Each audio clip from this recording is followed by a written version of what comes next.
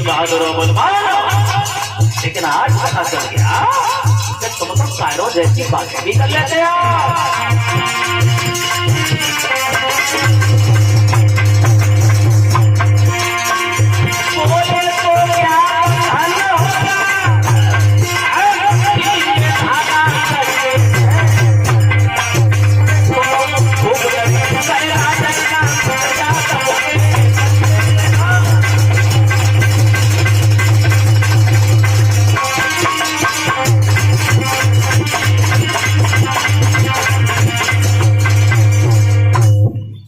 तुमसे कहा है कंसराज, अरे हम तो ये जानते थे कि तुम बड़े वीर बहादुर और बलवान, लेकिन आज पता चल गया कि तुम कभी कायरों जैसी भी बातें कर लेते हो।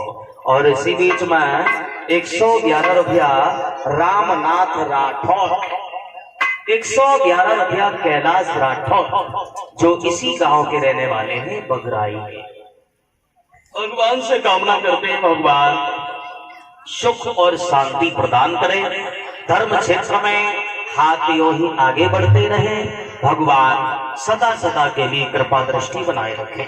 बोलिए रासबिहारी भगवान की।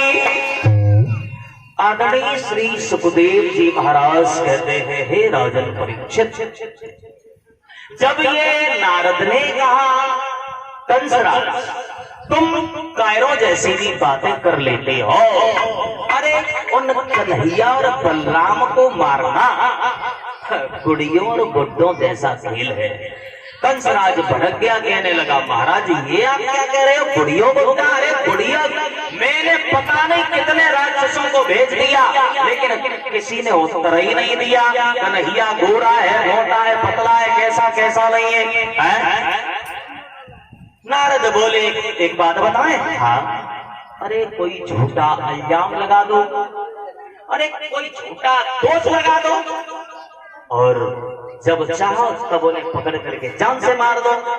और जो ये बात सुनी तो कंसराज बोला है, सुनो बाबा नारद तुम बात तो ठीक कह रहे हो, लेकिन एक बात सुनो, बिना मतलब में किसी से लड़ाई करना, बिना मतलब में किसी से झगड़ा करना, बेवजह कलह करना, ये शोभा नहीं आती है बाबा नारद।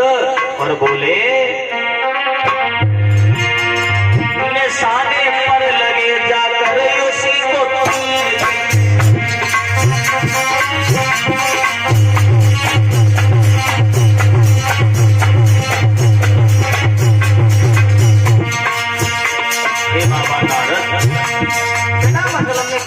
लड़ाई करना, झगड़ा करना, ये अच्छी बात नहीं है।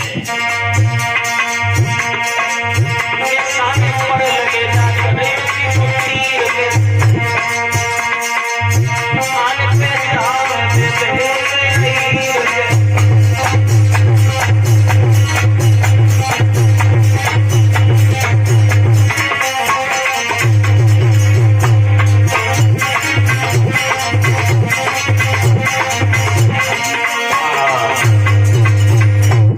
मतलब कि किसी से लड़ाई करना, झगड़ा करना, ये अच्छी बात नहीं है। उत्तर दिया है नारद ने, इसका मतलब ये है कि जो हम तुम्हें समझा रहे हैं वो तुम्हारी समझ में नहीं आ रहा है। कंसराज कहने लगा बाबा नारद कोई हमें ऐसी अकल बताओ जिससे जो हमारे समझ में आए। नारद कहने लगे कंसराज अब मेरी समझ में आ चुका है, एक काम करो। क्या? तुम कृष्ण के लिए पत्र लिख दो, और तुम्हें ये भी पता होगा कृष्ण के पास में काली देह है, और तुम्हें ये भी पता है उस काली देह में कालिया नाग रहता है, और तुम्हें ये भी पता होगा उस काली देह में कमल के फूल हैं। तो फिर काहे की चिंता है? पत्र लिख दो, हमें काली देह से 2 छपरिया पुष्प चाहिए, अगर फूल न भेजे गए तो उनको जेल में डलवा देना। और जो ये बात कही नारद ने कंसराज से, कंसराज कहने लगा बाजी वाह बाबा नारद, तुमने जे बात अच्छी बताई, यही तो हम चाहते थे। ऐसा ही कोई बहाना मिले तब हमारा काम हो।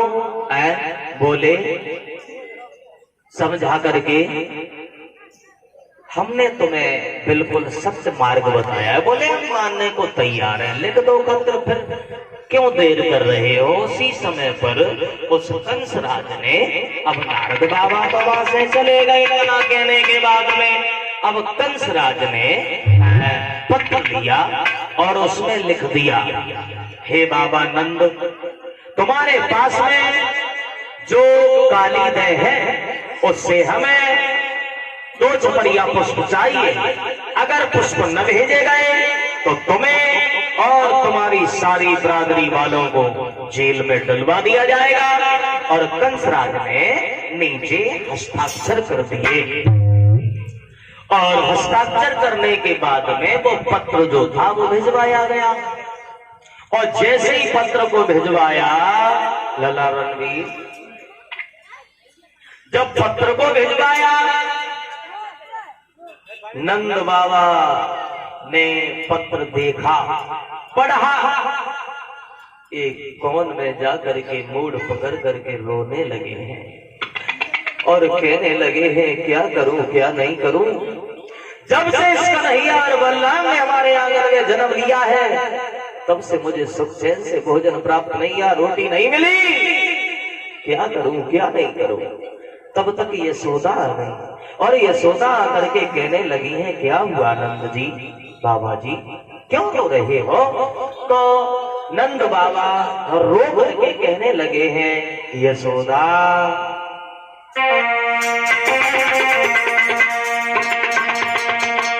प्यारी